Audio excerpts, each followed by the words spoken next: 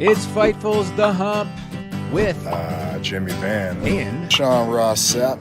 Fightful.com. Yeah. What's up, you guys? Sean Ross Sapp. Welcome to Fightful. It's The Hump for July 23rd, 2025. We have Jimmy Van here. Jimmy, how you doing? doing good, Sean Ross Sapp. Good to see you, buddy. It's good to see you. I was actually excited to do a show with you last week, of which showed per usual. Because of Goldberg? Because of Goldberg. I wanted to hear your thoughts on Goldberg. We got plenty to talk about this week, but I do want to hear your thoughts on that this week. Before we do that, leave a thumbs up, guys. Get your super chats. Get your humper chats in. Super chats here at youtube.com/Fightful. Listen, we are closing in on 200,000 subscribers. That has shot up heavily since we've actually promoted it within YouTube this year, and I've done some marketing stuff. We've got some new video types that I'll tell you guys about down the line. Incredible interviews this week. Isla Dawn with Corey Brennan. And what people are saying in the comments, Jimmy, one of our best interviews we've ever done. It's Speedball Mike Bailey and I. And like halfway through, we just start talking about the psychology of strikes in wrestling because I'm a nerd for that stuff. And who better to ask than that gentleman? But lots going on, but we want to know what you guys want to talk about. Get in your super chats here at youtube.com/Fightful or humperchats.com. That is hump like a camel's hump or other recreational humping activities. Jimmy. I loved you breaking Toni Storm. I don't know if we talked about this on the air about before. I don't think we did. I loved it. And I really think highly of her. I think highly of her. Oh, she's great. She always does her best to stay in character, and you broke her, and I loved it, Sean. That was really good. I actually just saw Juice Robinson talk to Renee. Yes. Oh, he's wonderful. And he was really gushing over her, right? Over Toni. Yes. And she does such a good job of staying in character. And so in a weird way, I was proud of you that you broke her, Sean. It was just one of those things. That is my Pulitzer. Like, I don't need anything else. Doing that is good. And I love Juice Robinson, like as a person. As a performer, like I really admire him. We've got a good relationship. I've had the good fortune of interviewing him. Actually, I spotted him in Dallas ahead of his return, and I was like, "Did you try to shave to throw everybody off so they wouldn't recognize you?" It's very different. Yes, he does. And actually, after that interview, Destiny and I were going to lunch, and we got into the Uber that they were getting out of. So we saw them there, and I was so proud of that. And like, I was proud of that interview with Timeless Toni Storm in general. But Jimmy, that wasn't even the highest viewed thing that we got, even though it's over, well, on YouTube alone, over 100,000 views between the shorts and the interview. Just a presser video of her saying that she creamed her panties and no, the world can't buy them. Did over 400,000 on Facebook, Jimmy. Oh, the things people search for, Sean. We're just trying to get that monetized at this point. If anybody can help us out, please help us out. Also, if anybody can help us get our Fightful Espanol Twitter account that got banned back, actually, I might be able to help with that.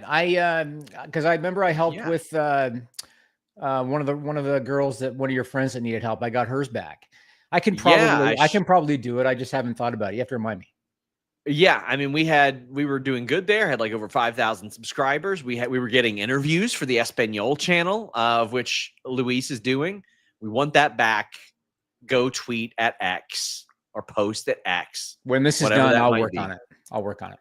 Yeah, it's just one that like we aren't gonna do an Espanol site as of yet. But we do want to get those socials because I think we can break even on whatever we pay Luis through doing interviews and breaking Espanol news and stuff like that across these socials. And that's something that we're clearly expanding into. Quick plug before we get into things, guys. I did a video last week. It's the latest in the Fightful Studios series about what it's like interviewing Bret the Hitman Hart. And I hope that you guys will check that out. I really enjoyed it, and we've had a bunch of interviews this past week. I want to thank you guys for supporting the coverage that we did at AEW All In Texas. That was a very expensive trip, and we rarely make our money back on those, but we do that because I know our audience wants that stuff, and it helps grow our audience. So I want to say thank you. I want to say thank you to this gentleman, Josh Morgan, who always rolls up and does big super chats, humper chats, and then just doesn't leave a question because he's the man. But Jimmy, we had some insane super chats that I know you're not aware of on the NXT show last night. Are you aware of the lore surrounding this show and why we're getting such big chats for that? Surrounding the post show? The NXT post show specifically. No. It ties into Tony Storm. It does. So I watched Freddy Got Fingered last year. I mentioned this. I know where you're going. Yes, go ahead. Of course, yes. And recently we had Alex review Hot Rod. I thought it was a very funny movie, but Alex did the most long, intricate review of Hot Rod that exists online. It was that Andy guy is in that, right? Andy Samberg. That's right. Andy Samberg, Bill Hader, Danny McBride. Yeah. And it was a sincerely fantastic interview. Even though I disagreed with everything that he said in the review, it was a fantastic review. And you can see a lot more of his reviews on Fightful Select. But after watching Freddy Got Fingered, I was like, Jimmy, the society needs Alex Pawlowski to review this movie. They really need him to. And it got brought up in the Tony Storm interview, and that led to her breaking. But originally, Jimmy, he tried to quote us for like $1,000. He's like, yeah, sure, you give me $1,000, I will. And Kate too. They have since come down on their price to customizable puppets of themselves. Of which we got some sizable donations. I'm talking like a $200 super chat towards the fund of last night. So does Harley Cameron make hers herself? Does she have somebody that does that? Of course she does. Like, why wouldn't, right? Like, of course she doesn't. She probably makes the microfibers that comprise those as well, knowing her. But I am on the lookout for custom puppet makers, guys. If you guys know of any that are reasonably priced, go on Etsy. You'll find them. Yes. Miss Kate Fabe is here. I'm trying to make this happen. It will be a main show review. It'll be a main channel review. That way, hopefully, we can chip away at the cost of that anyway. But are they going to do the whole thing as their puppets? So I don't know how that would play out because, like, I want a sincere Alex Pawlowski review of this because I've really found that to be one of the most entertaining reviews I have ever seen on our channel. You know what? Right up there. You know when we had to review Abducted in Plain Sight? Like, there's no way we couldn't. Which did really well. Yes. Did fantastic. Still paying off for us today. I'm like, okay. But Jimmy, I mentioned, here we go. Meet Norma saying we got at least 250 from Batman 1916 for puppets. Time to crank out some puppets. I'm smoking a whole ass chicken. Cheers to you both. I'm going to visit this gentleman one day. Like, listen, Jimmy, I got roasted last week, and this is something you got to talk about as well, because they asked me how I like my steak, and I said medium well to well. You do? Sometimes. And I don't think we ever had this conversation. Jimmy, after hearing that Sean enjoys his steak cooked like cardboard, how do you like it cooked, and what is your favorite cut? Well, I know that Jimmy treated me to a wonderful cut of Wagyu steak in Vegas. But Jimmy, please answer this. I'd love to talk about this. The only way to eat steak is medium rare. And so I like it medium rare. And I got to give a shout out to my wife because my wife actually makes a killer tomahawk. Like, she does a great job. Matter of fact, I don't like to talk about this kind of stuff, but tomorrow's my birthday. And my wife said, what do you want for your birthday? And I said, make me one of those tomahawks, because she does a damn good job. So tomahawk, medium rare is excellent. And Japanese A5 Wagyu. If you can go to like the right restaurant, if John Alba sees this, he's with me on this. If you go to the right restaurant, Japanese A5 Wagyu, medium rare, it's wonderful. But that's my favorite. So let me explain myself. I like camp cooking, outdoor cooking, truck camping cooking. I like to cook like steaks and meat in good cold weather, like snow, but a fire pit. I'm not gonna eat that stuff unless it's cooked through. That's how I'm used to it. I will eat it. I can have blood pouring out of that thing, Sean. I'll eat it, no problem. Have you ever had beef tartare before? No, and I never will. You know what it is, though, right? Of course I do. Yeah. Okay. But I remember Diego Sanchez, of course it's a Diego Sanchez thing. He had beef tartare between his weigh-in and his fight. Yep. And of course he didn't make it to that fight. He did not. You can't go from cutting weight to having beef tartare. It's just it's not smart to do, right? Like, well, I love beef tartare as well. I'm the ultimate carnivore. So also, I haven't done most of the cooking the last couple of years since we moved here. My wife does. She will not cook anything medium rare out of her own paranoia. Out of her own paranoia, she won't. But paranoia about what? About illness? About illness, yeah. Okay. Yeah, but you know what? Tony Khan is streaming up against us right now. Oh, is he? He's competing with us. Hell, ask him how he likes his steak. How does he like his steak? But medium rare is really the only answer. So I will have a medium rare steak again soon. I will. But I remember a girl that I dated when I was a teenager asked for her steak still mooing. Blue, they call that, yeah. And I'll say this. She's the type of person that has 10 Facebook accounts now. So she ain't doing too great in life. Good for her. No. Could have goals in life. Jimmy, that is not a good thing. I'm being sarcastic. Yeah. Okay, Jimmy. He's talking about paintings. So, Bill Goldberg last week. Okay. I want your thoughts on how he handled that, how WWE handled it, and the like. So, tell the people this first, Sean. As that interview was happening live, you hit me up and you said you've got to see this Bill Goldberg interview. I hadn't seen 1 second of it. And what did I say to you? I said, you told me exactly what he said. You told me verbatim what he said. And like, it was mind-boggling how accurate you were. Yeah, because Goldberg would look, with all due respect to Bill Goldberg, like he's a wrestling legend. He accomplished great things in wrestling, and you can't take that away from him. When WCW was really on the way down and WWE was really in control of the Monday Night War, Goldberg hit. And if it wasn't for Bill Goldberg, WCW would have died way sooner than they did. So you have to give him credit. But anybody that watches Bill Goldberg, obviously he's confident to the point of arrogant, right?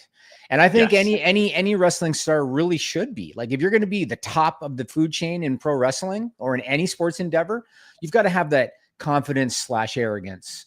And Goldberg's got that. And so seeing the interview get cut off at the end, seeing it be on broadcast TV where there were commercials in the middle of the match, I knew that was going to be his problem. And so when you said to me, look at the interview, I said, let me guess, he didn't like the interview got cut off. He didn't like commercials in the middle of his match because it wasn't on pay-per-view. And that's what he said. I thought it was interesting that he kept on telling Ariel Helwani, I got 2 weeks before I can really say anything. But then he would bitch. And then he would say, but then he would say, but you know, it is what it is. Appreciate the opportunity. Ariel's good at pushing. He's very good at pushing. He is. You know what? I see both sides. So on the one hand, I think I understand everybody saying Goldberg is ungrateful and the guy's in his late 50s and they gave him a great opportunity and he made a lot of money. I get all that. And that's true. But I think you need to put yourself in Goldberg's shoes too, because this was, supposed to be his final match in his hometown. He said he had like 90 people there, friends and family. I'm sure that he had a vision in his head of how it was going to play out. He had already agreed to put Gunther over, but I'm sure he had a vision in his head of how it was going to play out. And I'm sure when he went back and watched it afterwards, he was probably disappointed. He knew it was on broadcast TV, so he knew there were going to be commercials. But I'm sure he was disappointed. Oh, they cut my interview off after 30 seconds. And, time was probably cut from the match because of time limitations on broadcast TV. Oh, no. No? Ended up, it went okay from what I understood. Time-wise, yeah. Because first, they got a lot of time, and then the Rollins thing, whether it's a work or not, ended earlier than people backstage expected. Okay, right. Okay. So I understand Goldberg being disappointed with certain elements, but at the same time, like I said, late 50s, they brought him in now for about the last decade. By all accounts, paid him a shit ton of money, especially for the Saudi shows. Put the title on him several times. He beat Kevin Owens. He beat Brock Lesnar. He beat Bray Wyatt. Made him look like $1 million. he did come off looking a little bit ungrateful. WWE didn't need to do it. Obviously, they wanted to draw for that particular show on that particular night because they were counter programming All In. But they didn't need to use Bill Goldberg. They could have done something else. So, I mean, I think this person is right. Goldberg saw what AEW did with Sting and was like, I want that. I think so too. But the difference is, like, Sting had probably 25 matches in his retirement run. I think maybe 1 or 2 of them were bad, or 1 or 2 of them weren't good, Jimmy. Think about that, because they knew how to do that in a situation of which Sting would look good. Sting wanted to put people over. Sting didn't want to be a champion, but even in him winning when he wrapped up, it still put over Darby. It established Darby. This whole thing was to give Darby a lot more credibility. And I look back and I'm like, okay, you think about Goldberg's last run, and we're not talking about from 2021 to 2024. We're talking like 2016. Yep. When his son was like 11 when he first came back. Right. And now he is in college and doing really well. And Goldberg made a lot of money. They paid him very well to do those matches. And Goldberg had like a few things that like weren't offensively bad. I thought the Ziggler thing was very good, even though people hated it. Yeah, I like that. The stuff with Brock was okay. It's even the match at Mania when Brock won the title back, that was all right. Listen, even though that night when Goldberg Lesnar happened and it was a squash, like now I look at it and I go, okay, that was a good short-term program. At the time, I thought it was the worst thing ever, but that was good. And almost everything that Goldberg has done since then was terrible, with a few exceptions. I liked Ziggler a lot more than other people. I thought the Lashley match wasn't completely offensive. And then Gunther dragged him to a decent performance, which is all you can ask of. Yeah.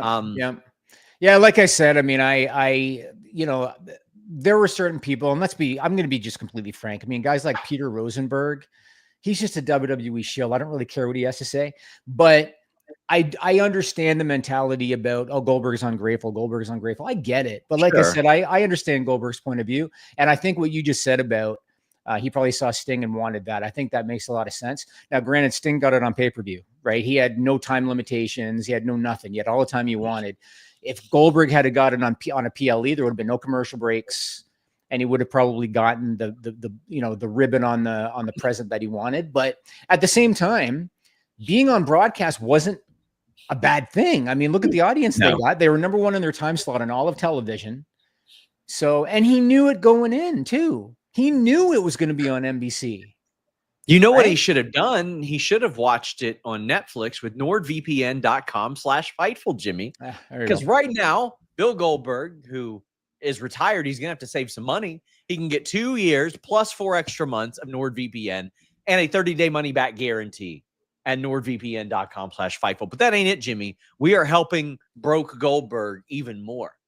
You can get an Amazon gift card. Choose a plan, use NordVPN, and get rewarded after 31 to 50 days. And if for some reason you don't like that, get your money back after a 30-day money-back guarantee. But you're going to love it. You might say, Sean, why as a wrestling fan do I need it? Well, if you want to save money, you could have bought the TNA pay-per-view for half price. You could have bought the AEW pay-per-view for half price. The UFC pay-per-view this weekend, half price. You could have saved on all that stuff with NordVPN.com/Fightful. You might say, Sean, how's that possible? You get the app, change your virtual location, you get the price that they're paying overseas, which is much, much less. Now, you're going to say, well, maybe it doesn't work on my PC, my router, no, it works on all that stuff. No matter the operating system, no matter the device, NordVPN.com/Fightful has you covered. And it's not just that. You can listen to your favorites abroad, shield your data from snoops and criminals. If you use NordVPN, let us know in the chat. They've got a password manager, a file encryption tool, 24/7 tech support. I've had a couple people hit me up and say, hey, what tier do you recommend? For the stuff that's wrestling related, all you need is the very bottom tier. We're talking like $2 to $3 a month on average, and it's going to end up saving you $15 to $20 on each pay-per-view that you buy. NordVPN.com/Fightful. It's free money, my friends. One Goldberg question for you before we move on. Sure. What did you think of the news coming out that Charles Robinson got a rib injury from the spear, and Goldberg on the Ariel Helwani interview kind of disregarded it and said, it's happened before, kind of thing. Like, he didn't really seem to care. Perhaps the least shocking thing that was said in that interview, full of not shocking things that he said. Right. The fact that he is like, yeah, I probably broke his rib before and it'll heal just like the last one. Right. The art of pro wrestling is making it look like it hurts without it actually hurting or damaging the person. Right. That is the art of pro wrestling. And that is the very foundation of why Bret Hart dislikes Bill Goldberg to this day, because he was unsafe, dangerous, and hurt people. And Bret Hart really prided himself on not hurting people. And this is a guy who ended his career as a result. So leading up to this, I said that I greatly admired Bill Goldberg's contributions, while also knowing that he's just quite ridiculous about a lot of things. And that's one of them. This is a referee who is 60, who is doing you a favor. He's doing you a favor in his last match. Like, you're not doing Charles Robinson a favor by like allowing him to be in there to ref your final match. Charles Robinson has been a part of more big matches than Bill Goldberg has at this point. He's been reffing for 25 plus years. Another big match ain't nothing to Charles Robinson. He's been a part of this stuff for decades. To the point, Jimmy, where they ran back a popular meme of him running down to the ring a few weeks ago. Like, Charles Robinson is one of the greatest referees ever. And to just like dismiss it like that, I was like, oh, that's disrespectful. I was like, that's lame. You hurt the guy. Yeah. Well, we got some super chats and humper chats. Mr. Straightfire says this question probably can't be answered, but I'd like your thoughts. What do you think is the percentage of weekly WWE viewers who don't follow insider news or online rumors and strictly consume WWE content on TV? 10%? I think it's way higher than 10%. Yep. Oh, definitely. Way high. See, here's the thing. And this is something everybody thinks that because they're online and they're following the wrestling news, everybody is. And it's just not. It's not. Like, I know people that are casual wrestling fans and they might tune in and watch Raw. They don't know anything going on behind the scenes at all. Yep. So I think that the AEW audience, it's very high, because the AEW audience is a smaller audience and it's a very smart online audience. The WWE audience, which is more casual, I don't know what the percentage is, but it's a pretty strong, at least half, maybe more. I mean, and like, I think the general audience like that is more likely to know like a Chris Van Vliet than like a me or Meltzer, because they can go and watch interviews that way. They're probably not refreshing on Fightful Select. Wish they would. Just $5.99 a month, by the way. I would love to like be cruising around on a gold e-bike around Lexington, Kentucky right now. You used to say a gold jet ski. I don't like the water that much. I just watched this Dangerous Animals movie. Don't like it. Don't like it. Did you see the Brazilian reporter that found the girl's body when he was covering it? When he was covering that movie? No, there was that woman. He was covering the story of a 13-year-old girl that they suspected had drowned, and he goes into the water because he wanted to show how deep it was, and he inadvertently stepped on the body. Oh, that's horrible. It's crazy. Yeah. So then they brought in the police and they found the body. It was unbelievable. By the way, guys, I want to thank you all who donated to a cause that I posted. I'm going to pin the tweet. A little bit of a trigger warning about self-harm stuff, but a child, quite frankly, lost her life, 10 years old, and the family in our area is really reeling. So if you can donate to that, we would greatly appreciate that. It would age of my daughter. Lot. That's the age of my daughter. Yeah. That's crazy. It's horrifying to think that like they have that wherewithal. And it wasn't the first time that it was attempted. And the mother posted an apology letter from the daughter one of the times that she had tried. And it's the most heartbreaking thing you're ever going to see. And I hate that for the family. The father went, like, my wife and I both went to two schools, two colleges. And the father went to one, the mother went to the other. So we kind of knew who they were. But Horrible. Very sad. Let's get some of these super chats, humper chats. Thanks for all you guys do. Hope you're having a good week. The WWE product has been so mid lately that I'm not seeing. I've gone from not seeing the point of sour graps to being a regular viewer. There sometimes on the exit surveys, Jimmy, it'll be like, Alex is too negative. And I'm like, well, here's the beauty. You can take this and you can hit this button that's in the middle and it allows you to scroll past. You can take your phone like this, Jimmy, and go, and it will allow you to go past the podcast you don't want to listen to. I'm not sure if that's available on Apple devices yet. They'll probably reintroduce scrolling like in 2 years and then announce it as a new feature. Yeah, and then they'll eat half of Patreon's profits on it. So, or half of our profits anyway. If Patreon doesn't do it first, buddy, we'll see. So Matthew Hook says, why pay for TNA when all the main draws will be on NXT? Let's talk about this. Yep. This is a deep one.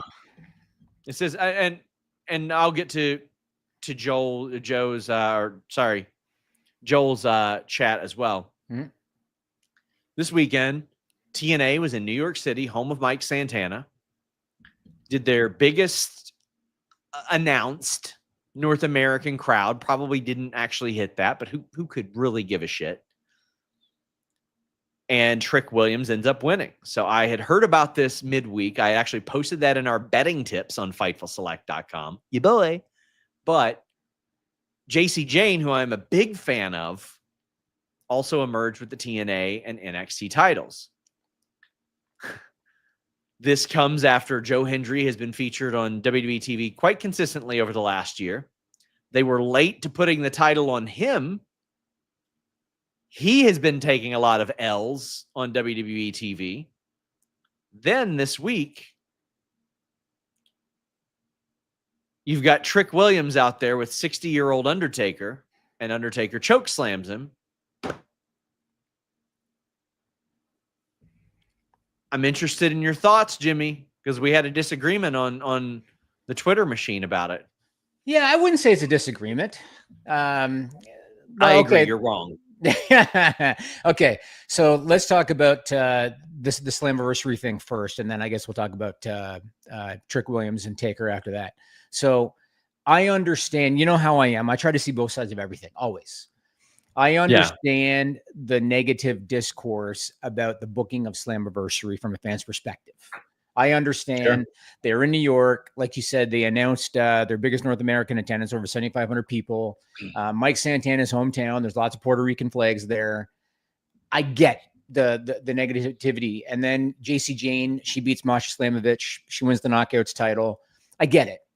The top two TNA singles titles now are on NXT Talent. I get it. But I try to look at it from a business perspective, because that's kind of how you have to in this situation. And I understand. I had people on Twitter saying to me, well, I don't care about the business. I care about care about it as a fan. I get it. From a business perspective, TNA is doing this for a reason. And don't get me wrong, Sean, WWE is very clearly the puppet master in this. And they're very clearly pulling the strings, and they've got a lot of clout. There's no doubt about it. TNA has not had a U.S. rights television deal of any real significance in over 10 years. It was when they left Spike TV in July of 2014. Since then, they haven't had like a real decent deal, to the point that they bought Access TV just to give them U.S. distribution. Now, according to TNA, and maybe you have insight on it, but according to TNA, they have a chance to get a paid U.S. rights fee deal. If that happens, it's because of the partnership with WWE and NXT. That's the primary reason. And so I understand that they're making these booking decisions because that's what they're thinking about. Because they're thinking about, we want to be profitable. This is our chance to do it. A television executive. So one thing that you said to me on Twitter, because some people agreed with me about, they're looking big picture. They're looking at it from a business perspective. Some didn't.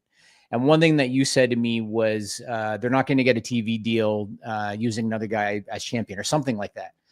And I agree with you. So a television executive, right, that's going to potentially do a deal with TNA.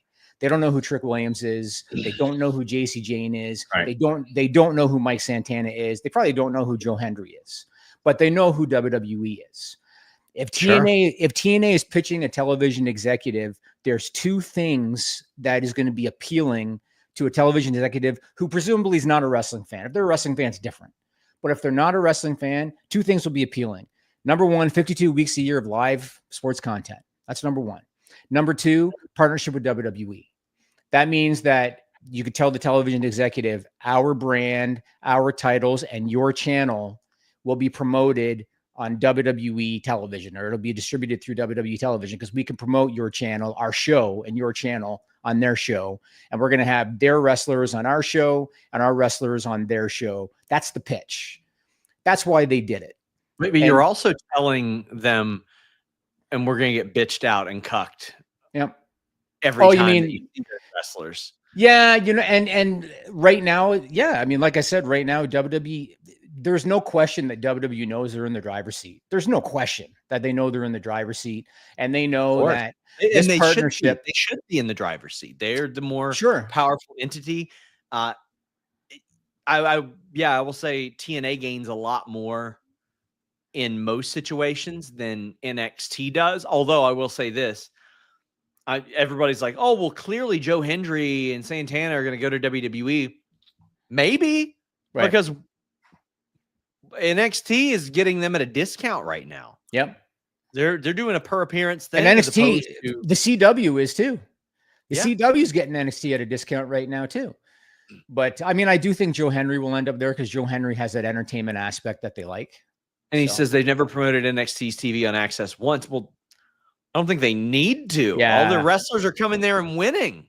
Yeah, well, not just that, but what's NXT? What does NXT really benefit from promotion on Access TV? Yeah, I mean, Access is a channel of which the only commercials you'll see on it are, I often say, are for Sammy Hagar concerts on Access TV. Yeah, there's not a strong advertising base there, but like I couldn't imagine going to Red Circle, Blue Wire, anywhere like that and saying, well, you should bring me on because I've been able to interview Cody Rhodes a few times. Like, of course, I'll add that and say, these are some of the guys that we have interviewed. This is some of the shows that we do. But I'm not going to sit there and be like, well, we got Cody Rhodes on this week, so you know what that means? And they'll go, well, what does it mean? And I'll go, I don't know. But here he is. Yeah, I mean, they did announce, and I don't know the terms, but they did announce a multi-year partnership with WWE. Like there was the press release and everything. So it's not like they would go to a television executive and say, well, we might be on NXT from time to time. Like they have a contract. But I think that is the mentality, and I think that's the end game. I think the end game is, because look, TNA, you and I have talked about it so many times, and you've asked me, how are they making money? And the answer is, at least from US television, they're not making any money. They basically have access for distribution. Right? They have their show on the Fight Network in Canada, which is a subscription-based channel. And they have like the deal in India that I know kept them afloat for a long time, and a couple of other deals in different countries. But in the US, they don't have anything that makes them any money. And they're doing way better than they. I mean, listen, guys, when I log on and I see WWE selling 40,000 back-to-back nights, I see AEW announcing near 29,000. I see TNA announcing what they're announcing. GCW has a contract for like 65 to 70 shows a year. And then I've got people saying, man, the state of these things are embarrassing. I'm like, guys, your boy was covering wrestling when they were on the Jimmy. Here's a story I may have told you before. I was covering TNA I would say about 10 years ago. And my wife's best friend lived with us, right? And a gentleman came over that she is now married to. Wonderful guy. Brought me deer meat and weed. Great guy. And he said, so what do you do for a living? And I was like, well, I cover pro wrestling and all that. And he had like a DIY hunting show, Jimmy. And then I said, well, actually, it's funny you mentioned that.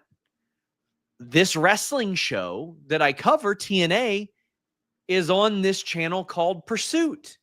And it's a hunting channel of all things. It's a weird situation. And I joked with him. And I said, dude, you could probably get your show on there. And he looks at me, Jimmy, and he said, dude, I am on that channel. Right. TNA was 2 programs before this guy that I just met in rural Kentucky. Yep. That's how bad it was at one point. I mean, after the Spike deal, remember they really floundered after the Spike deal. I think they were on Destination America, and it was a rev share. Maybe. Yeah, I think it was a rev share. It was bad. So you know what's funny? They were the lead-in for Schitt's Creek at one point, which is a huge show, like Canadian show. Phenomenal show. But on Pop, like they were the lead-in. Pop was like, they knew they had something special with Schitt's Creek, but the audience didn't quite get it until it hit Netflix. But they were trying to bring that audience over to Schitt's Creek and be like, no, there's something really good here. So like, at least wrestling fans were ahead of the boat on that one. But I mean, it feels like they've been on the verge of death. They've been on the verge of death many times, it feels like. And they're still around. And right now, people are interested and people are at the very least. But like, I look at this situation and it is a trend of, regardless of regime, they are always late to the party, Jimmy. They were late to the party with Joe Hendry, their own guy. They were late to the party with, like, was it Bobby Roode, like 10 plus years ago, 20 years ago, late to the party with Monty Brown. Imagine how different TNA would have looked if they would have said, let's hitch our wagon to this guy.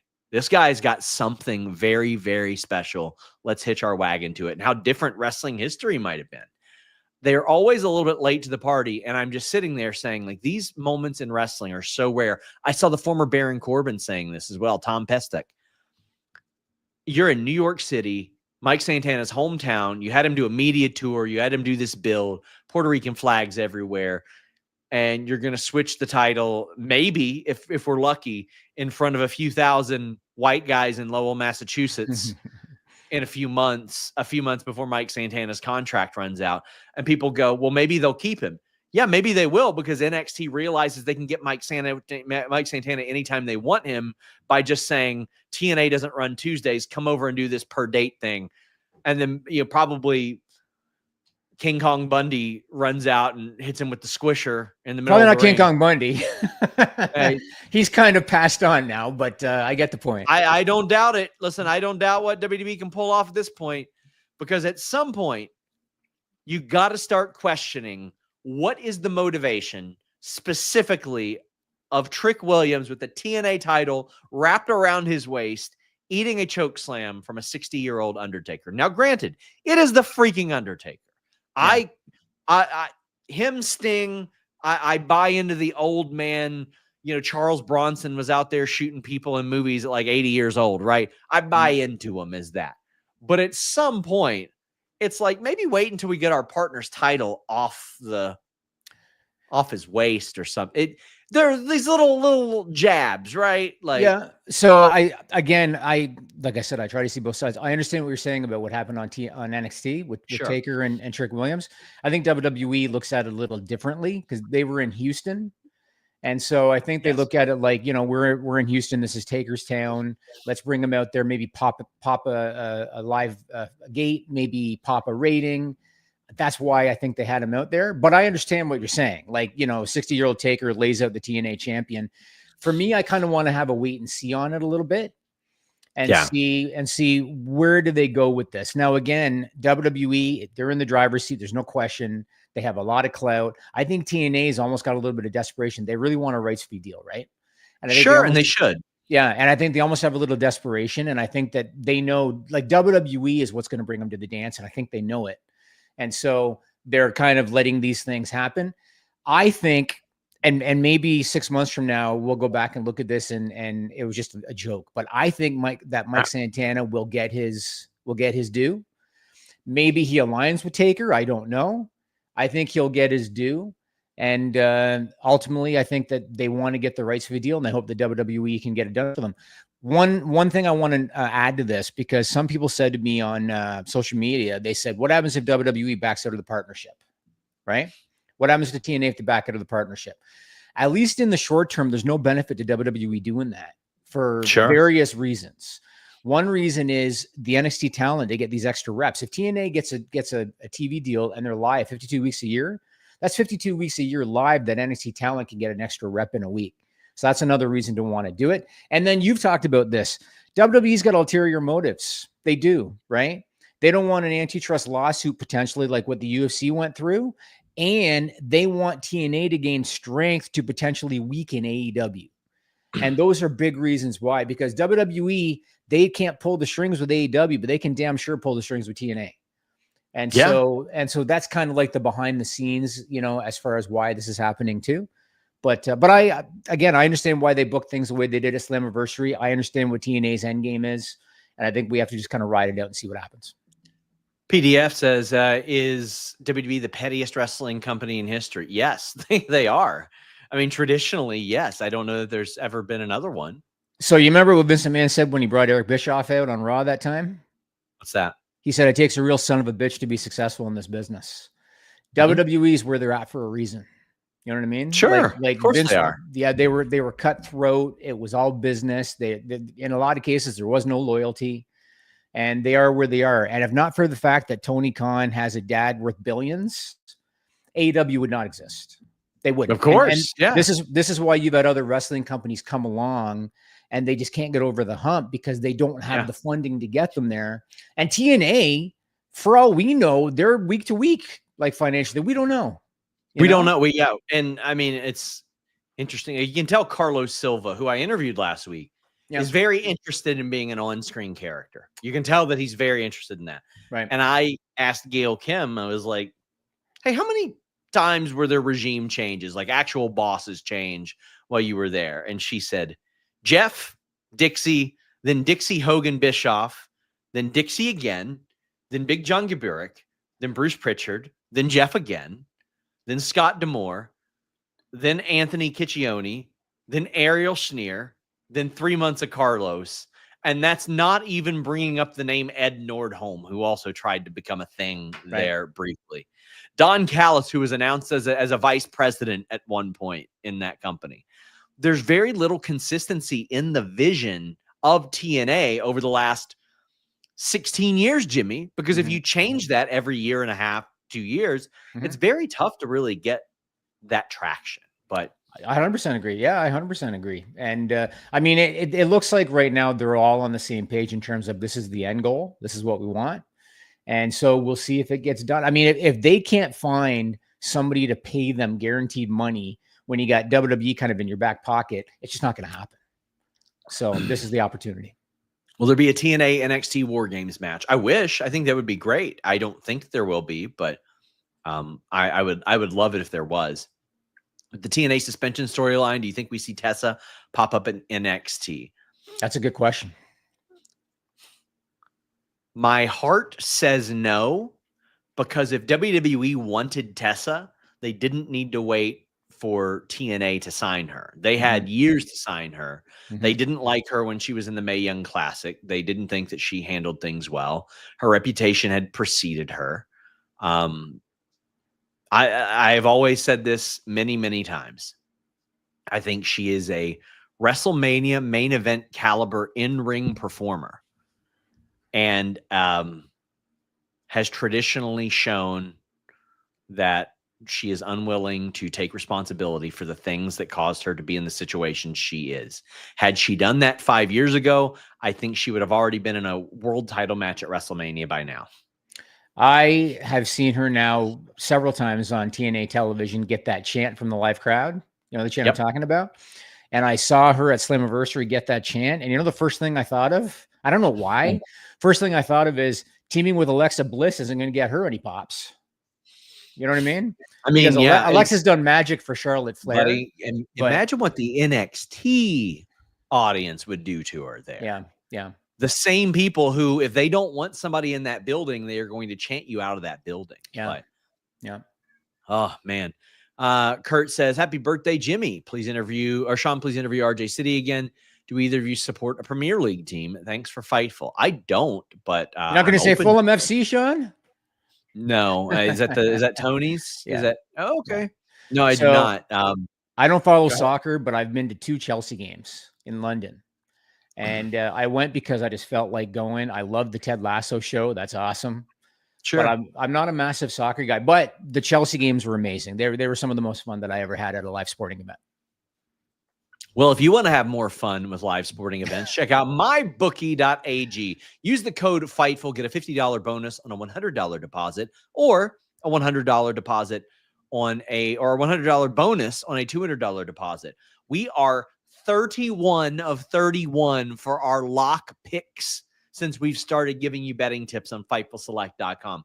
But right now, here are some odds at MyBookie. Bet on anything, anytime, anywhere.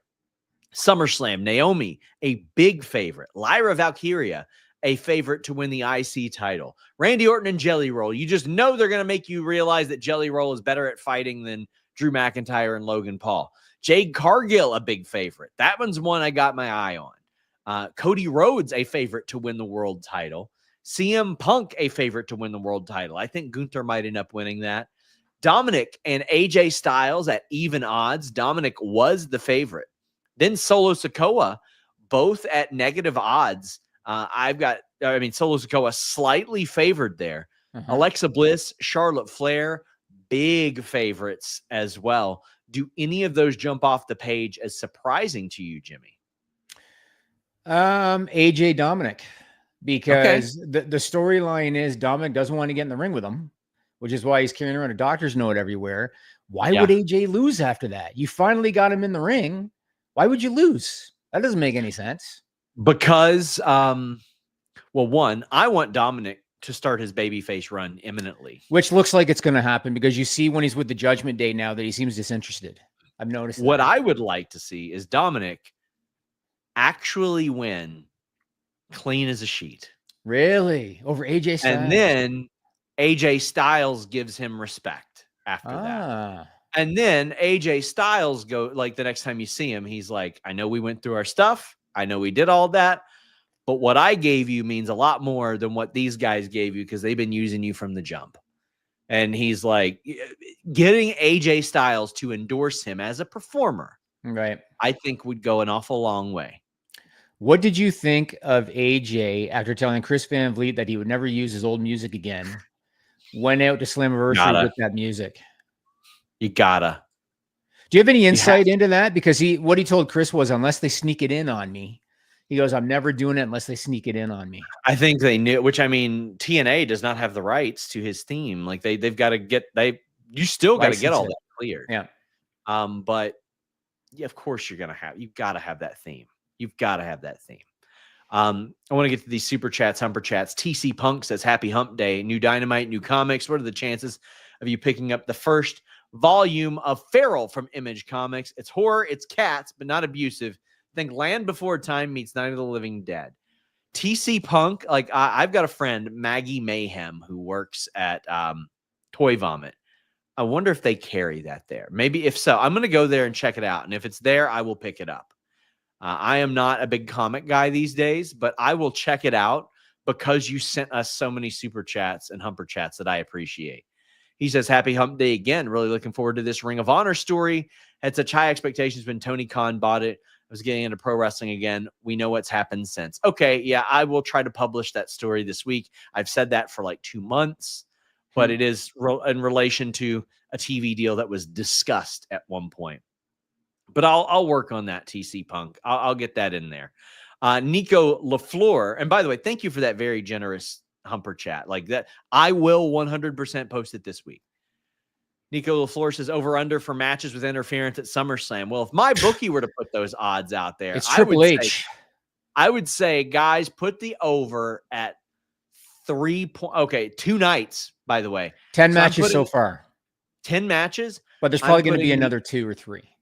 I'd put the over under at 4.5. So you'd have to decide between 4 and 5 on that. How much would you say? At least half. Yeah. Hunter loves his distraction. Hunter loves his distractions and interference finishes. Just loves it. Yeah. Based on the Variety article, can we expect Netflix to take over the WWE PLE from Peacock in the U.S.? I think if you do, you're going to see another price increase for Netflix because that is a hefty piece of business. What WWE does well, Jimmy, is WWE Monday Night Raw is on Netflix.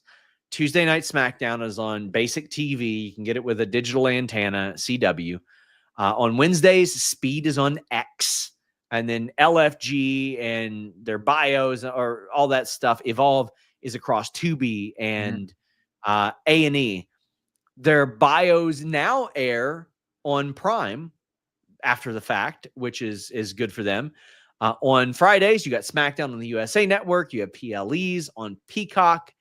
There is no way that you can have a service these days and not see wrestling pretty much.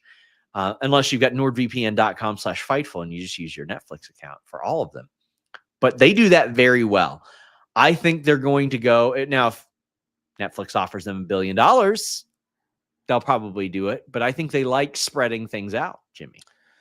So when they made the Netflix deal originally, Nick Khan alluded to the fact that as their contracts in other geos and whatever expire, the likelihood was that they were going to bring those to Netflix. Remember, they talked about that. Yes. And now me being in Canada, I get everything on Netflix. And like you said, if you use NordVPN, you get everything on Netflix.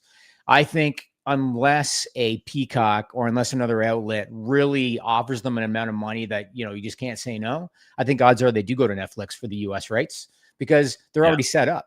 They're set up. Like they literally just flip a switch and add the US IPs and you're good to go. So I think the odds are that that's where they want to go. Now, long term, it's risky. You're putting all your eggs in one basket. And Netflix has this reputation of, they will cancel you if you're not hitting where they expect you to hit. But I think that's where they're headed, unless, like I said, NBCU or whoever else they're talking to offers them an amount that they just can't pass up. Also, if you want to make sure you're hitting where you're supposed to hit, use Blue Chew and the code FIGHTFUL. TC Punk says, I love listening to live humps. Thank you for your hard work. Hopefully my last 2 humper chats made sense from a couple days ago. Thank you. First off, TC Punk, thank you very much for sending this many. And yeah, that's one of the benefits of humper chats. You can send them in like 2 days ahead, like TC Punk did, which we greatly appreciate. Greatly thank him for doing that.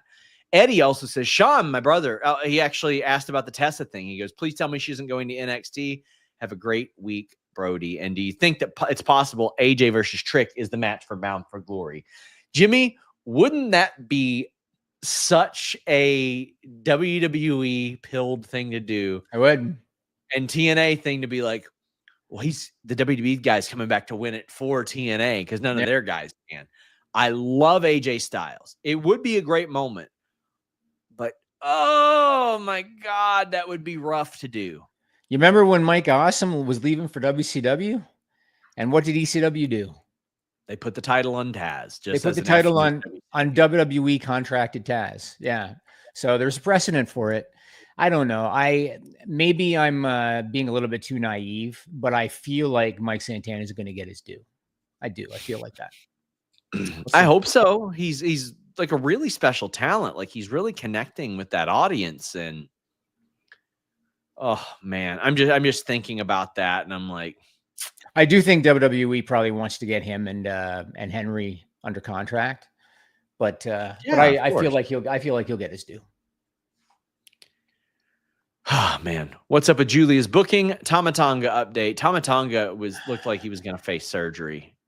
I don't know, but Julia has been very vocal that she wants a match at SummerSlam, and she should. But honestly, the booking of that United States title has been completely dog shit since it started. From the get-go. Yeah. From the get-go. They never did good. They've never done good with it. So that's what's up with it. Triple H has no vision for that. Yep. I want to talk about Julia because she's on my list here. Okay. So she did an interview with the Japanese YouTube channel called Abima, and she was asked about SummerSlam. And here's a quote from her. This was translated by a Twitter channel at NitroV. So what she said was, and I felt bad that she said it like this, but what she said was, if I don't do anything for 2 days, I don't think I can forgive myself. So I definitely have to get in there. I want to have a title match. It's sad for her to say that when it's out of her control. But yeah, my question for you is, they've got 4 women's matches announced so far over the 2 nights. And they're teasing a 5th because they're teasing Chelsea's group against Nikki Bella and Stephanie Vaquer and a 3rd partner. And everybody thinks the 3rd partner is going to be Brie Bella. Do you think, even though Julia's been booked as a heel, that maybe she could be the 3rd partner in that tag team match? Because they're teasing Brie a little bit, right? Possibly, I do. But you got to remember, they've got a Raw in Brooklyn and a SmackDown in Newark to fill out as well. And WWE loves to do, and I like the strategy where they're like, well, we got to put some big matches on those as well. And that's the benefit of them having fewer matches on cards, but now they got 2 nights. The title means as much as you tell us it means. And I agree. I mean, they've turned around the IC title because the IC title was the same way for a while. Well, So, I mean, a lot of that, I believe, was Becky protesting and saying, like, I want these underneath programs to mean something. Yes. Yeah, exactly. And Julia is a great talent. She's got a superstar look, and it's unfortunate that they just haven't. I mean, Stephanie, they booked like $1 million. Yeah. And Julia, they haven't. It's unfortunate. Demand, we did do this one earlier, but said thoughts on Slammiversary discourse, unsure about the WWE Netflix series, but Fantastic Four this week. Let's crank. I went and watched Anchorman in the theaters last night, Jimmy. I saw you post a screenshot of that. Yeah. The Unreal series, I'll tell you what, I mean, people in the company are like, well, we don't know like how real it's going to be. Yeah. Because immediately they did a thing where they presented like the I Show Speed thing in that trailer as if it actually happened. As if it was real that he didn't know. I mean, yeah, it's going to be their way to apply plausible deniability and be like, oh, none of you all actually know what happens here, and this is what actually happens. This is the second time Punk has mentioned coming back to WWE on multiple different occasions. Do you think AEW was his way back to WWE? He definitely had interest in coming back to WWE before AEW, Jimmy. That's evident. So Punk did an interview, I don't know when, relatively recently, where he said that he had a verbal deal. He met with Vince McMahon and Triple H and had a verbal agreement to come back to WWE prior to AEW even launching. And then Vince ghosted him. Punk said that in an interview. So my opinion, and this is my opinion, Sean, and I mean no disrespect, I think Punk needed the money. This is my opinion. He had been out of the game for a while. I think he needed the money. I think that he wanted WWE. I think that he thought backstage on FS1 was going to be his way back in. And then Vince ghosted him, and AEW was the backup plan. That's my opinion. It's insane that he even would have needed to be on another show to get back in. He's a major star. He is a major star. And I still every now and then go back and look at his AEW debut. That was just, even if you don't like AEW, that was an all-timer, his debut in AEW. But I think AEW was the backup. No promotion. Just simply the promotion of a little website called FightfulSelect.com. Freaking the damn news, Jimmy. $5.99 a month. Get Q&As, get exclusive news. Every day I got a Q&A article up there. Please support original creators and support FightfulSelect.com, guys. Rock Hard Joel Wood says, given Cross beat Sammy and the feud is continuing, do you think he's staying? They're slowly investing more time into him. Contrary to what he tells people privately, I don't think he's going to tell anybody about his contract. I might report something about that today of what he's telling people, but I think he's staying. He's on PLEs. He's winning on Raw. He's got new merch.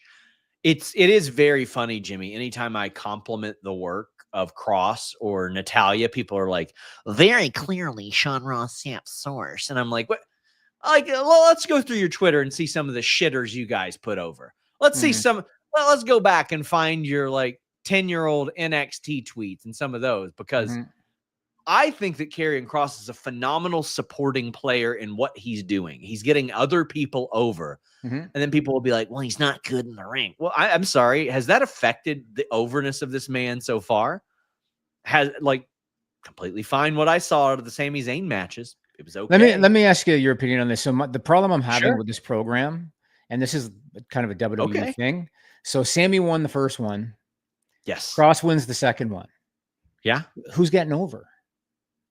Well, I mean, I think this is all planting seeds of doubt in Sami Zayn's head. This is a placeholder program for Sami Zayn to ascend up the card again. Yeah, I get it. And become world champion. World title. I get it. Yeah. That's what Cross is doing. Cross is motivating him through doubt. Like, that's what this whole thing is. Sami's going to win this feud. Like, it's very clear to me. Yeah. It just feels like that Hunter does so much 50-50 stuff, and it just feels like no one really benefits from it. And a side question for you. Sure. They know that Cross's contract's coming up, and they know that he's been getting attention on social media because he does a really good job on social media. Do you think they're putting him on Raw and getting him a t-shirt so he'll resign? That's the reason why. I think that he won't say anything, even if he does, because he understands that that's probably better for his buzz. So Joel says, Goldberg said he wanted to run as Cena and wanted this build since January. The difference in Cena is wrestling every PLE. No way Bill is making more than 10 appearances between January and Saturday night's main event. Well, yeah, Bill Goldberg doesn't act like, oh my God, to wrestle a 4-minute match, I got to go through training camp and, oh, this and that and this and that. John Cena just goes out there and does his job. That's it. Yeah, I mean, he's 10 years younger. It helps a little bit, but yeah, but you know, 10 years ago he was doing that same thing. But the thing about Goldberg too, and I don't want to like shit on the guy, but he knew everything for a while. You know what I mean? He knew it was going to be on NBC. He knew the plan, and so whatever. I've said my piece on Bill Goldberg. Yeah, Mirror with Blake Monroe's entrance was fantastic. She's coming along on there. It hasn't been too promising yet, but I love her social media game too. When they're like, "Oh, do you think that she knew Jordynne Grace was there?" She's like, she posted a video of her breaking into the building. Of course, I knew she was there. K775 says, "Do you think we're watching Jordan and Ricky's NXT Swan song?" If they bring some NXT talent or TNA talent over to NXT, I think it's possible. But Jordynne Grace, I was surprised that she was in NXT. I don't think she'll be there too long. Ricky was one that they pretty well put on NXT because I think they had the Mania program set. So yeah, I do think that we're seeing the Swan song there, Jimmy. What else is there for Ricky to do? You know what I mean? Not a lot. And Jordan just has this once in a lifetime kind of look about her, man. She's just different than everybody else. So she's 100% going to get an opportunity, just like, and I'm going to call her Mariah May probably because I can't help it, but Blake Monroe, same. She's got like this $1 million look and her opportunity is going to come too. I see people already kind of writing her off a little bit because of how she's presented in NXT and because they think about how she was presented in AEW, but her time's going to come because she's too talented and has too good of a look for that not to happen. DJ Cass says, "What's up, guys? Hope you're doing all right. Keep up the good work. Officially, I have 8 matches under my belt as a referee thanks to my AML training."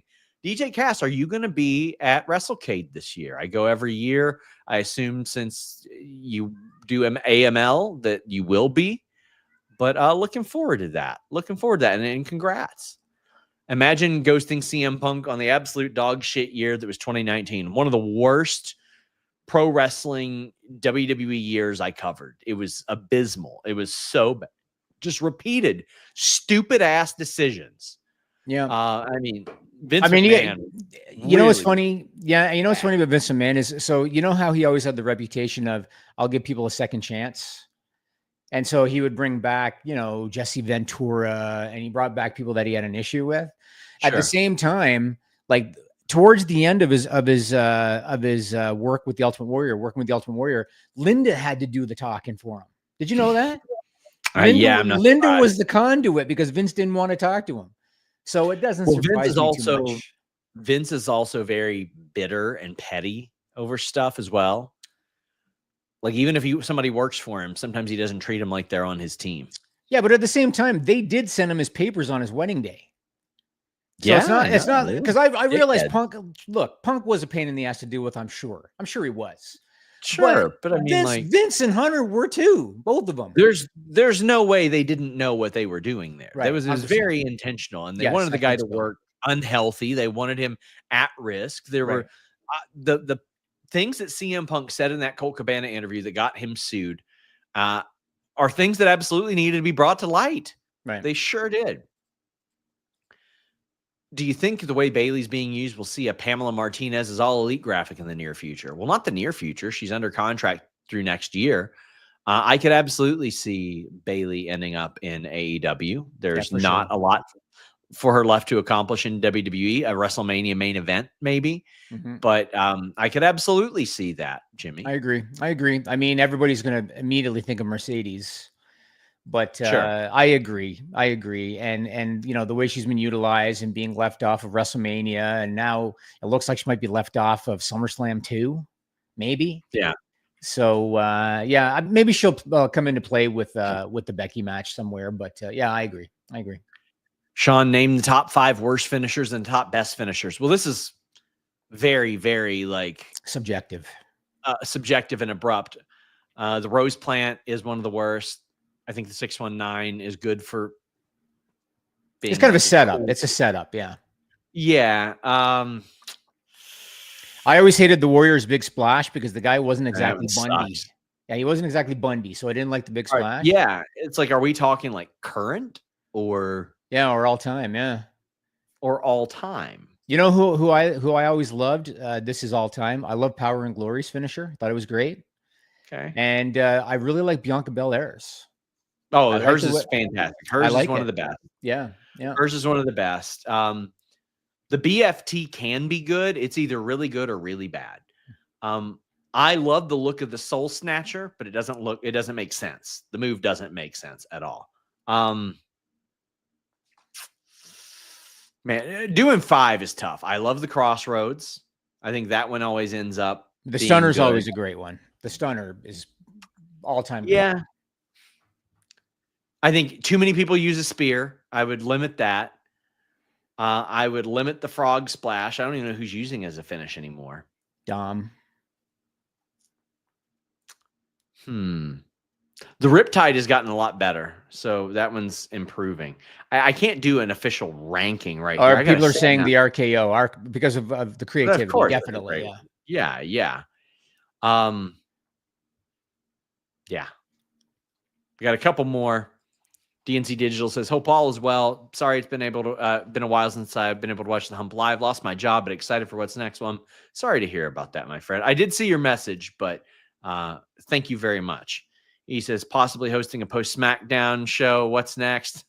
Make a faction with WWE, AEW, TNA, MLW. Ooh, I would go. That's a hard one. I'm not touching that. You go ahead. Okay. Cody Rhodes, MJF, Hammerstone. I'll throw in Richard Holiday on the Indies, and then on TNA.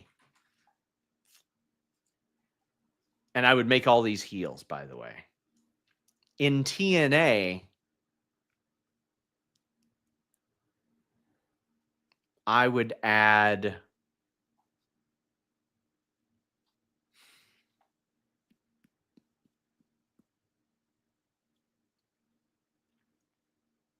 Mustafa Ali to that as well. Really? With that group? A good little heel faction there. Yes. Meet Norma says, does Cope Christian versus FTR factor into the title, and when does Brian Cage return? Brian's going to be out for a while, I think. He had another surgery. I talked to him recently. He said he's healing up. He's doing better. Where does it factor into the title picture? It wouldn't shock me to see FTR end up winning the tag titles and they drop them to Cope and Christian in Toronto. It seems like TK is waiting to do that. Hurt Syndicate versus Murder Machines match. Happy birthday, Jimmy. First off, again, happy early birthday. The tag team division has had a lot of, it's just not been as flavorful as it should be. Hasn't been as heavy as it should be. It's just like, well, you got your dominant champions. You do have your dominant champions, but like have some underneath feuds, and FTR and Outrunners did that very, very good. But I feel like they need substance-based stories, and I think you'll get there with the Young Bucks going back to their roots. But I do think that Cope and Christian eventually become tag champs this year, Jimmy. In Toronto makes perfect sense. Absolutely. Yeah, I agree. Guys, before we wrap up, I do want to talk about Hogan. Oh, yeah, sure. Because that's been on the news. Do you want me to do it now? Do you have any more super chats? Yeah, I've got no super chats right now. Okay, so I figured we should talk about Hulk Hogan because Bubba the Love Sponge was at it again this week. Fucking idiot. Yeah, so he said on his radio show that Hogan isn't doing well. He said that he can't speak, has a damaged trachea. He said that Hogan was transported to his house in Tampa and he's bedridden in a hospital bed. And then Jimmy Hart responded on Twitter. My gut tells me that Jimmy Hart or whoever handles his Twitter copied and pasted what he wrote because there was a quotation mark on the end. But what Jimmy Hart on Twitter said was Hulk is doing great, doing phenomenal. Last night at karaoke with Nick was absolutely fantastic. Nick being Hogan's son, and he said he was with Nick. Didn't say he was with Hogan. So I know people that know Hulk Hogan. They're not part of his team, but they know him. And so I reached out to see what they could find out. And they told me a couple things, not too much, but they told me that they are getting very vague updates from Hogan's team. They said Hogan's team is keeping things very quiet. They said that they do know that Hogan is at home. So they said that much is true. They said that they feel Hogan's team has done a shitty job handling the whole situation from a communication perspective. And they also said that they feel Hogan's team ran him into the ground. That was a direct quote, ran him into the ground with the beer promotion because his schedule was crazy leading up to all of these latest rumors. I remember when Hogan was on Logan Paul and you could see how tired he was. So he said that. A date to keep an eye on is August 30th, because August 30th is the debut of Real American Wrestling, scheduled for. Oh, there he goes. Yep, scheduled for Cleveland, and Hogan is scheduled to be there. So August 30 is 72 at that point. 72, right? And what I'll say, I mean, listen, I've made my thoughts on Hogan as a human being, well known, but I mean, man, honestly, it's sad that he's still got to do all this. I know some of it. I'm sure he wants to. He's made his money. He's doing all right. Yeah, he's doing okay financially. But like, what the fuck is Bubba the Love Sponge doing? This idiot. This attention-seeking dipshit. That's exactly what it is. That's exactly what it is. And the things that Hogan said should have been exposed, should have been out there. But like the other stuff, the private stuff, like you violated the trust of your best friend, who gave you job, money, credibility, helped you immensely. But now, after that dude sued and was like, get out of my life, you're out here speculating on his health. Now, quite frankly, I don't know if Bubba and Hulk Hogan have a relationship or not, but whether the facts are true or not, Bubba the Love Sponge shouldn't be the one out there talking about it. I agree. Bubba the Love Sponge, what a fucking dweeb. What an absolute dweeb this and guy. he said on his radio show that it was like a source connected to Jimmy Hart. So like it wasn't even him talking to Hogan directly or anything like that. So yeah, anything Bubba the Love Sponge says you got to take with a grain of salt. But when this stuff comes up, I reach out to people that I know to try to find something out. But when it happened the last time, I found out that he was fine. It was just a reaction to the neck surgery that he had. And this time I've only heard what I just said, but I remember, you remember when Awesome Kong beat him up? Bubba? Yeah. Vaguely. Vince Russo saved his life. Okay. Vince Russo had to pull off. Imagine that scene. Like, from what I understood, Bubba was down there in the fetal position. Right. And Kong's punching, saying, like, this is for Haiti. And Russo, like, pulled her off. Oh, my God. So basically on her resume, she's got that and she's got cutting your hair. She got both those things on her resume. Yeah. a lovely woman. Like she asked me like where I was donating it to, all that stuff. But yeah, Vince talked about that on one of the Wrestling Inc. Podcasts I did with him. And I was like, hey, tell us about this. Weren't you there? And he's like, I saved that man's life. Which, awesome. Listen, since Vince hates us, I can just say this. Kind of wish you wouldn't have, Vince. You should have just let it go. I don't know if Vince hates me. I don't hate him, but whatever. I know you guys have your thing. I don't either. I just want him to leave me alone. Yeah. That's all. But you should have pulled one of these. Should have pulled one of those because nobody likes Bubba the Love Sponge. But you posted something on Twitter yesterday. You said, who are some of the musical acts or performers that would be in a wrestling music hall of fame? Did you post that after the news of Ozzy Osbourne passing came out or before? So I don't think I knew for like an hour. I didn't post it with that in mind. Oh, well, yeah, that's what I'm wondering. Yeah. And that happened. Yeah. Okay. But Jim Johnson's obvious. Mikey Ruckus will get there. You know, the people that produce the majority of themes. Jimmy Hart, obviously. Yeah. Cyndi Lauper, but like 1000%. Sure. But I mean, like, people are thinking about this as like, oh, well, they made appearances. I'm thinking of it like, what did they produce? Yep. So I'm thinking like the Chris Warren band who did Rick Derringer. DX's, Yeah, but I mean, like, even a wide body of work, like the Chris Warren band did DX's theme, Triple H's, X-Pac, they did the WWF Superstars theme. They did the theme with Run DMC. You've got people that have done multiple, like Motorhead. Drowning Pool, for example. They are iconic because Bodies was in Anarchy in the Arena. It was a part of ECW. Mm-hmm. They did a Triple H theme. They did a Dudley Boys theme. Saliva wrote a song inspired by WrestleMania that was then used on WrestleMania. Like, and then a bunch of those. See, I look at Cyndi Lauper. She didn't do anybody's entrance music, but the Rock and Wrestling Connection is what really brought WWE nationwide and worldwide, and she was at the forefront of that. So she definitely should be in there. And going back to Ozzy Osbourne, when I was a kid, and even as an adult, Black Sabbath was not on my radar. And when I was a kid, my only exposure to Ozzy Osbourne was that he was in the corner of the British Bulldogs at WrestleMania 2 when they beat Valentine and Beefcake for the titles. Years later, he had that reality show, right? The Osbournes. Yeah. And it was like a massively popular reality show. And even as an adult, Black Sabbath wasn't on my radar. And when I saw the reality show, the first thing that popped into my brain was, is that the guy that was with the Bulldogs at WrestleMania 2? Because that's how I knew of him. I was ignorant to his legacy back then. He was producing great music, like up until a couple of years ago. Patient Number 9, great song. But he hosted Raw. He did the WWE's Got Talent, where Chris Masters did the peck dance. He got inducted into the Hall of Fame and all of that. He performed on SmackDown in 2007. He was on SmackDown he's on WWE 23 soundtracks as well. Like, and didn't he perform like literally a few days ago? It was 2 weeks ago. He had his farewell concert. Unbelievable. Raised millions for charitable causes. Right. Millions for charitable causes. Incredible. Right. And man, a loss for sure.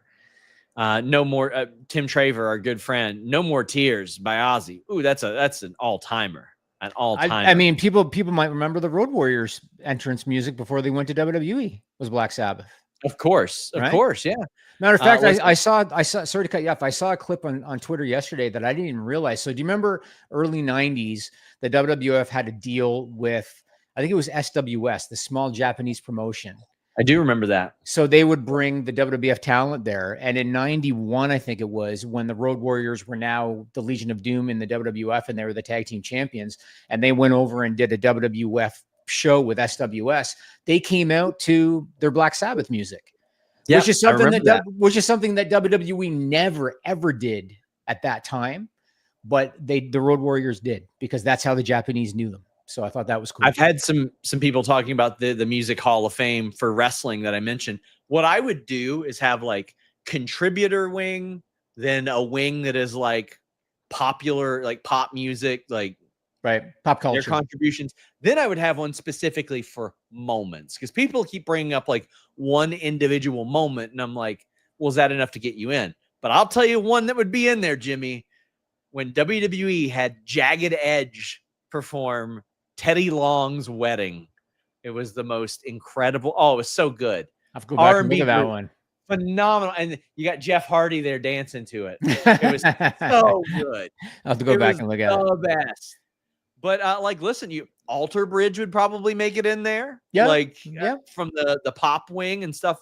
But I would have those three. I'd have contributor wing, the band wing, and then specifically the moment wing as well. I think they need a Mr. T wing, because he's still giving his speech, I think. Oh God. Jimmy, tell the people what we got or what you're up to. Obviously, this overlay that I forgot to put up. There we go. It's okay. It's okay. Yeah. If you're not happy at your job, if you want advice on how to do better at your job, better managing people, or better running a business, my book, The Storytelling Salesman, you can get it from shop.fightful.com or from storysalesman.com. I've been starting to do podcasts promoting it. I've been a little bit lazy with it because life is busy, but I've been starting to do that. So check that out. I have a few I have to ship out this week, actually. So I'll try to get that done. Guys, Fightful.com, we underwent a site migration. There's still a lot of glitches, a lot of things popping up, a lot of things being adjusted. We're working on that. But what you'll see is me promoting Fightful.com a lot more. We have more free content than any other wrestling website out there. The most talented team of writers. They work very hard verifying this stuff. Quite frankly, I'll bury Sportskeeda. It ain't going to be like Sportskeeda where you click on a link that says somebody leaving WWE ? Then you open it up and it says examining the possibilities. We ain't doing that shit. We don't do that. We want to respect your intelligence. So we ask you, support when you see that on social media. Support, like share the articles, all that. Visit the articles. We want to treat you like you're smart people because you are smart people. This week on Fightful, the last week and a half, I had a Fightful Studios video, what it's like interviewing Bret the Hitman Hart. We had Carlos Silva last week. We had Santana. Corey interviewed Isla Dawn. I had Speedball Mike Bailey in what was one of my favorite interviews ever. If you're interested in that type of psychology, we have a new Fightful Presents video coming out about the Spirit Squad very soon here on YouTube. And by the way, you can check out all these playlists that give you guys the ability to easily check this stuff out and see like our studio videos, our behind the scenes interviews, all that good stuff, our behind the scenes videos, and of course, FightfulSelect.com. Guys, until next time, we're out.